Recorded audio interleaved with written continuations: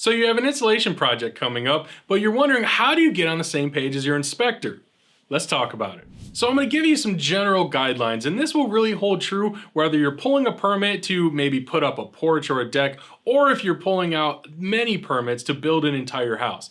The guideline is essentially the same. The biggest and only advice you really kind of need is to over-communicate with your inspector or your code official or whoever is going to come out and approve of everything. Over-communicate with them. As long as you do that, you should be in the clear. That will also involve you over-communicating with your contractor or contractors if you have several trades going on. And of course, if there's a property manager or owner involved, whatever the case is, you want to make sure everyone is absolutely in the loop the entire process. Some ways that I've found over the years that makes that a little bit easier is to establish whatever chain of communication your inspector prefers. I always recommend, if email works for them, use email, because that way you always have a trail, a reference of what you guys talked about, what was approved, what was agreed upon, what they told you to do, where they told you to go, that sort of thing. So you always have that reference if it's an email. So if that's possible, I always recommend that. Sometimes, especially in more rural areas,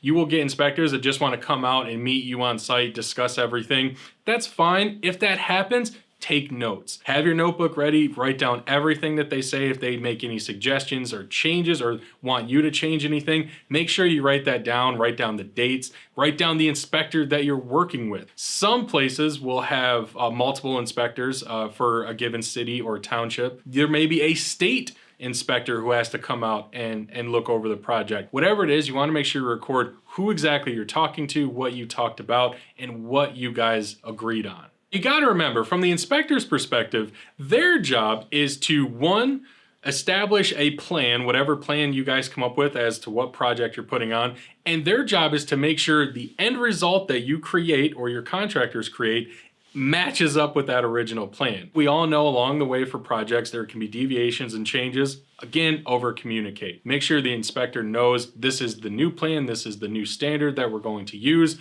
Is that okay with you? Do you have any suggestions? Understand that sometimes communicating with inspectors, there might be some lag time. It may take them a little bit of time to get back with you because most inspectors have time in the office and then they have time in the field doing inspections. So it may take a day or more for that inspector to get back with you if there's a change or anything like that. You have to make sure you're being patient with them while you're over communicating. Anytime you have a contractor involved, make sure you do the same with them. Over communicate with your contractors and make sure from day one they know you're going to need any product or any material information, any of those data sheets that are going to be needed to give to the inspector.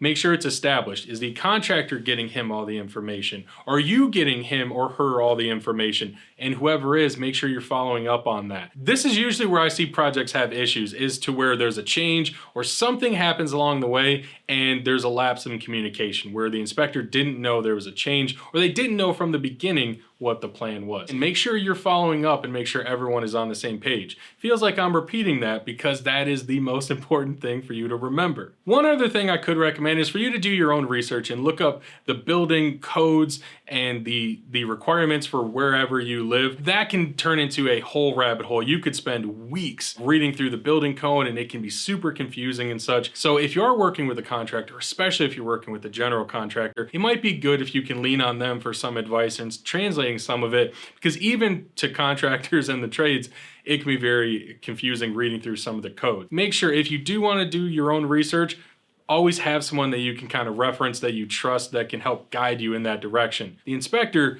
can be a resource for that. Sometimes inspectors don't necessarily want to get that involved. Sometimes they just want to give you some guidelines in the beginning and then make sure that's what you did in the end. But it's never hurts to ask them along the way. Ask them clarifying questions. That again tells them that you're trying to be upfront about the whole thing. You're trying to communicate. They will appreciate that. So if you do have an installation project you're looking to move forward on and you want a contractor that you know will be good at communicating with your inspector and will be upfront with you and help hold your hand through this process, go to our link below to our Find a Dealer page, where you can meet up with your local RetroFoam dealer today. This is the Professor of Foam reminding you that building is a science.